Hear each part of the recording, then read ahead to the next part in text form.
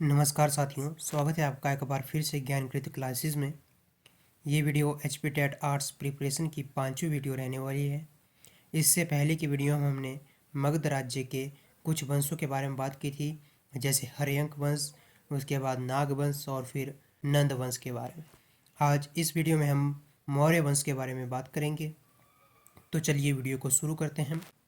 मौर्य वंश की स्थापना चंद्रगुप्त मौर्य द्वारा 322 ईसा पूर्व में की गई।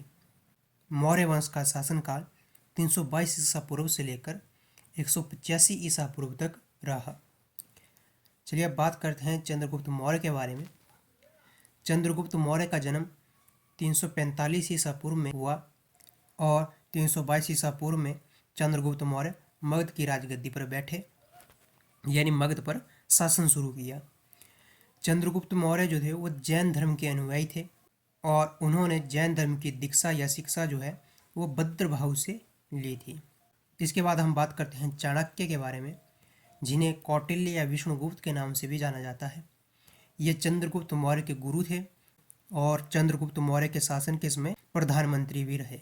आगे बात करते हैं चाणक्य की एक प्रसिद्ध पुस्तक के बारे में या ग्रंथ के बारे में, जिसे अर्थशास्त्र के नाम से जाना जाता है, जो एक राजनीतिक और प्रशासन पर आधारित एक पुस्तक थी या ग्रंथ था। आप इसके नाम पर मत जाना, क्योंकि इसके नाम से लगता है कि इसमें इकोनॉमी के बारे में जानकारी होगी, लेकिन ऐसा नहीं है।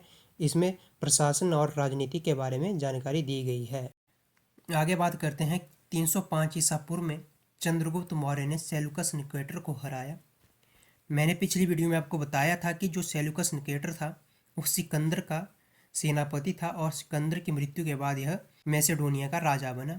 तो 305 ईसा पूर्व में चंद्रगुप्त मौर्य ने सेल्यूकस निकेटर को हराया और उसके बाद सेल्यूकस निकेटर ने एक संधि की, जिसमें सेल्यूकस निकेटर ने अपनी पुत्री का विवाह चंद्रगुप्त मौर्य से करवाया और मैगस्थनीज को चंद्रगुप्त मौर्य के दरबार में राजदूत बनाकर भेजा। जो मैगस्थनीज था उसने इंडिका नामक पुस्तक लिखी, जिसमें उसने भारत और चंद्रगुप्त मौर्य के बारे में बातें लिखी। चंद्रगुप्त मौर्य की मृत्यु 298 ईसा पूर्व में हो गई और चंद्रगुप्त मौर्य अपने अंतिम समय में कर्नाटक में रहे और उसके बाद बिंदुसार मगध की राजगद्दी पर बैठे। बिंदुसार चंद्रगुप्त मौर्य के उत्तराधिकारी थे। बिंदुसार को अमित्र घात भी कहा जाता है, यानी शत्रुओं का नाश करने वाला। आगे बात करते हैं अशोक महान के बारे में।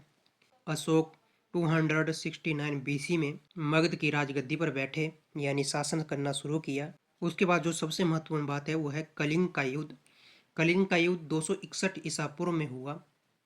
इस युद्ध में भीषण नरसंहार हुआ, जिसके कारण जो है अशोक महान जो थे वो विचलित हुए और उन्होंने बौद्ध धर्म अपना लिया।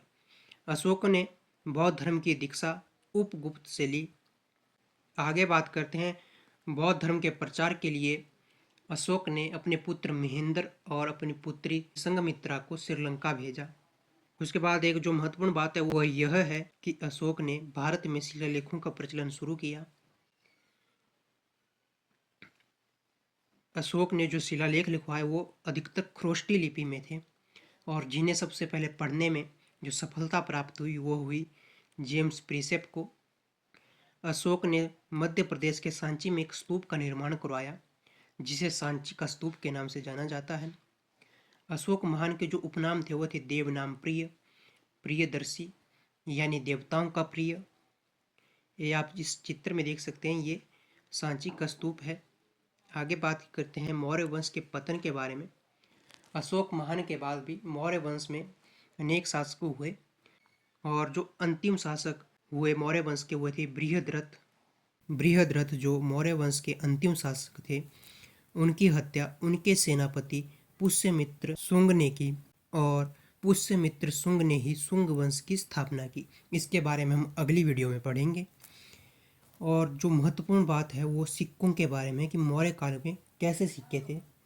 मौर्य काल में अनेक प्रकार के सिक्के चलते थे, जिनमें सोने के सिक्के थे जिन्हें निष्क कहा जाता था, चांदी के सिक्कों को पण या रुपये रूप कहा जाता था और जो तांबे के सिक्के थे उन्हें मास्क या मस्क कहा जाता था। एक बात जो आपको इसमें ध्यान रखनी है वो यह है कि मौर्य वंश के सिक्कों पे मोर की आकृति होती थी। मौर्य वंश के बारे में इतना ही। तो चलिए अब हम इस टॉपिक से रिलेटेड कुछ प्रश्नों को देख लेते हैं जो पहले पूछे जा चुके हैं। पहला प्रश्न था, अशोक किसका उत्तराधिकारी था? तो जैसा कि मैंने आपको बताया कि अशोक बिंदुसार का उत्तराधिकारी है। इंडिका किसके द्वारा लिखी गई? इंडिका मैगस्थनीज द्वारा लिखी गई। देवप्रिय किसे कहा जाता है? देवप्रिय अशोक को कहा जाता है। अशोक ने श्रीलंका किसे भेजा? अशोक ने श्रीलंका अपने पुत्र और पुत्री यानी संघमित्र और महेंद्र को भेजा। सांची का स्तूप किसने बनवाया? सांची का स्तूप अशोक महान ने बनवाया। सांची का स्तूप कहाँ पे स्थित है? सांची का स्तूप मध्य प्रदेश में स्थित है। मौर्य वंश का महान शासक कौन था? आपको पता है कि मौर्य वंश का जो महान शासक था वो अशोक महान था। इस तरह के प्रश्न इस टॉपिक से पूछे जाते हैं और ये टॉपिक एचपी टेट आर्ट्स के लिए बहुत ही महत्वपूर्ण टॉपिक है। तो एचपी टेट से रिलेटेड इस तरह की और वीडियो देखने के लिए हमारे चैनल को सब्सक्राइब करें। अगर आपने इस वीडियो से कुछ सीखा होगा तो इस वीडियो को लाइक करना। मिलते हैं अगले वीडियो में, तब तक के लिए सीखते रहिए, देखते रहिए। जय हिंद, जय भारत।